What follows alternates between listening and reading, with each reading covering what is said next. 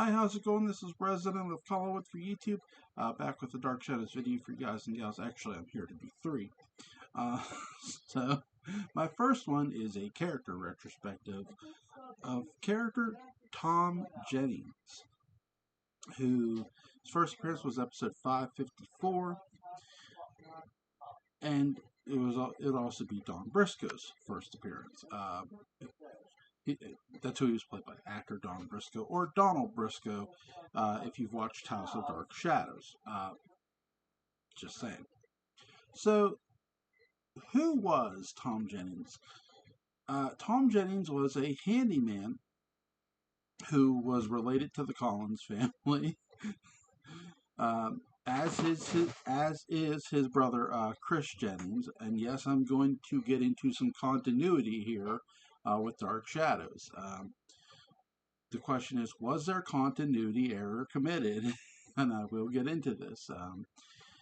Now, the reason there is a reason I say that, but I will get to that here in a moment. So, Tom, who is working on Nicholas's house, walks in to talk to him, and he discovers a secret room with a coffin in it. And Nicholas is not too. He's not yelling. He's not screaming. And you might say, well, why would a guy named Nicholas Blair if you're not familiar with Dark Shadows and who Nicholas Blair is, you might ask yourself, well, why does Nicholas Blair have a coffin in his house? Well, you see, Nicholas Blair is a goddamn warlock. And he's everybody's favorite warlock. He's like the uncle you want to have. With powers. So, at least in my opinion, he is. Outside of Quentin. Now, that being said, if you've watched DS, you know that inside the coffin is Angelique. Now, how did Angelique get there, you might ask? Well, you see, Angelique, who was once Cassandra Collins, was given a time frame by Nicholas. Hey, if you can get Barnabas to admit he loves you and wants to be with you, I'll fix all your problems. I'll let you stay. I'll make you young again, because he has made her old. He had made her old. He was basically making her wither away, because you see, Nicholas made a deal with his boss Satan, who you will see in this storyline briefly, because some people are going to bitch about it. Yes, there are going to be people who bitch about Satan and hell. Go figure, right? So he, hey, we got this new creation of life, Adam, all that stuff, right? So, and the devil wants an army. Why not, right? They're basically going to make many like Adam and produce this army and all that stuff. That hey, what do you do, right? That doesn't happen, though. I mean, they don't ever get to that point. They don't get to produce any sort of many like Adam. Eve is put together, but that's a whole other matter, and that really does, it's Eve. God. Anyway, I'm getting off track. Back to Tom Jennings. So, Cassandra is made into, for her punishment, for not really listening to Nicholas or listening to the devil, if you will. It's up to Nicholas to decide her punishment. And this is sort of where you can make the debate. Nicholas is sort of turning soft. He makes her into a vampire. The black wig will be gone, and Laura Parker's going to have her beautiful blonde hair again, and wear a beautiful white dress. The whole time she's a vampire. Again, she's not bitten. She's turned into a vampire. So, and unfortunately, it's Tom Jennings who discovers her coffin. And no, you don't see who's in the coffin. But if you're a Dark Shadows fan, you know who's in the coffin. If you've never seen Dark Shadows, spoiler alert, Angelique's in the coffin. Okay? And Angelique's first victim, surprise, surprise, surprise, is Tom Jennings. Uh, Tom is bitten by Angelique and is going to turn into a vampire, and does turn into a vampire. Now, Tom Jennings as a vampire is pretty menacing. He stalks Julia. He's, you know, biting her, getting her under control. This is exactly what Dr. Hoffman has always wanted, just not with Tom. um, with Barnabas. So she got her wish, just not the right guy, right? Um, and by the way, um,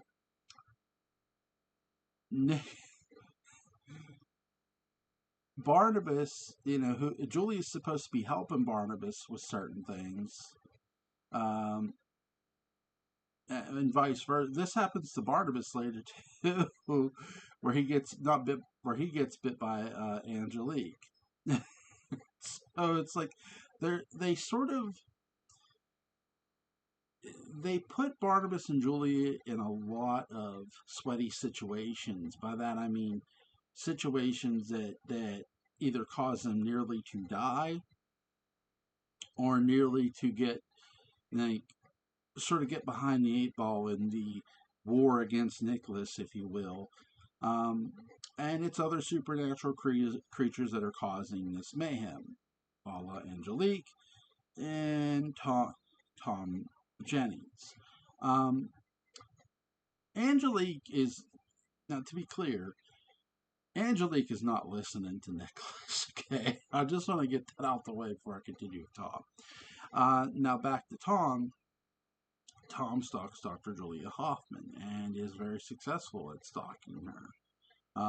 Barnabas knows all the signs of a vampire. He knows that he knows what it looks like. So his spidey sense is up here. Does Barnabas kill Tom Jennings? Yes, twice, in fact. You see, after staking him, um,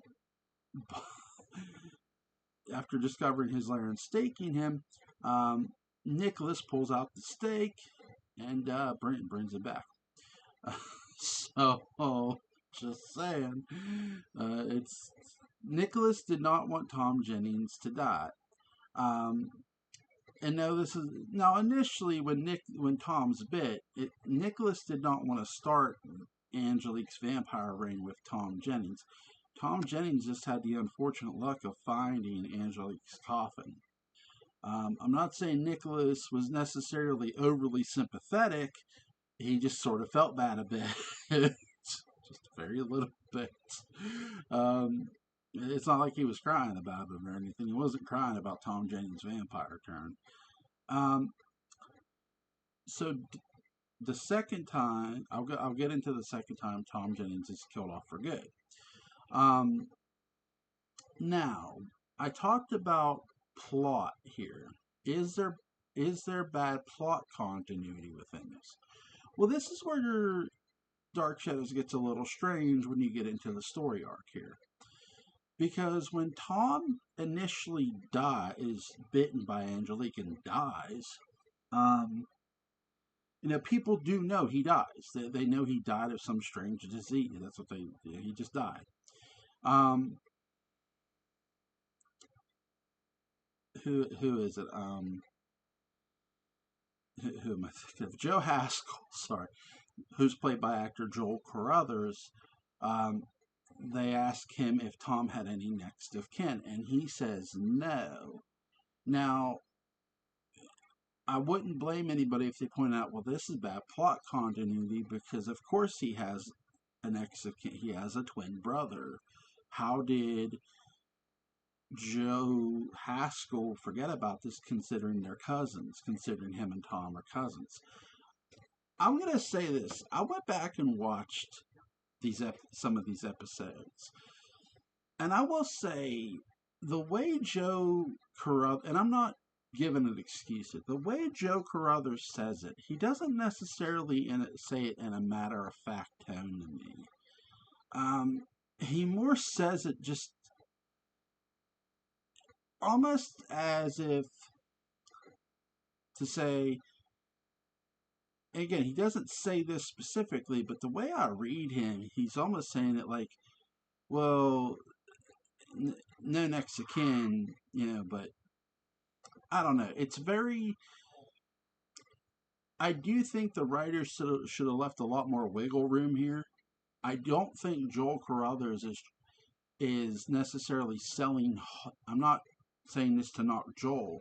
I'm actually complimenting him because the way I read him, he's not necessarily selling it hard when he says, "Oh, there was no other, there was no next of kin." I don't know. It's very strange to me, even going back and watching it now, and I had noticed this before, but it's just, I wanted to be sure I saw what I saw. And again, I think it's almost like Joe Haskell says it as a mourning thing. Like he's mourning the loss of Tom, so he just says, no, yeah, no next of kin. Like, you could make the case Joe Haskell that Joel Carruthers is playing the character as upset. And you wouldn't be wrong because, again, Tom Jennings just died, his cousin. Do I think the writers should have left a little more wiggle room? No. Yes, because it's not too terribly long that Chris Jennings makes his debut. So it's very interesting how he says it, because when Chris Jennings appears, again played by actor Don Briscoe, Tom is still a vampire. Like they use chroma key obviously to have them in the same scene where you see Tom Jennings, staring through Nicholas's window, and Chris Jennings is talking to Nicholas. And when Chris visits Joe Haskell in the hospital, he thinks it's Tom. And he goes, no, it's Chris. Remember, it's Chris, Tom's brother. Like, don't you remember me? And he goes, oh, Chris. So I honestly think that when Joel Carruthers says this, that there's no next of kin, and yeah, this is there. You can go watch it for yourself. I think he more says it as a coping mechanism. In my opinion, I could be wrong. I'm not trying to give the writers of DS a pass. I just think Joel Carruthers sells it to a degree in a different way. That it's not, I don't believe it's said to be a continuity error. I think it's said as a coping, because, okay, sorry. I think it's said as a coping mechanism. You might say, well, other than Joel Carruthers selling it, why would I say that? Because Chris is a wanderer. Chris never stays in one place for very long. In fact, Collinsport is going to be a place he stays the longest. He moves from town to town.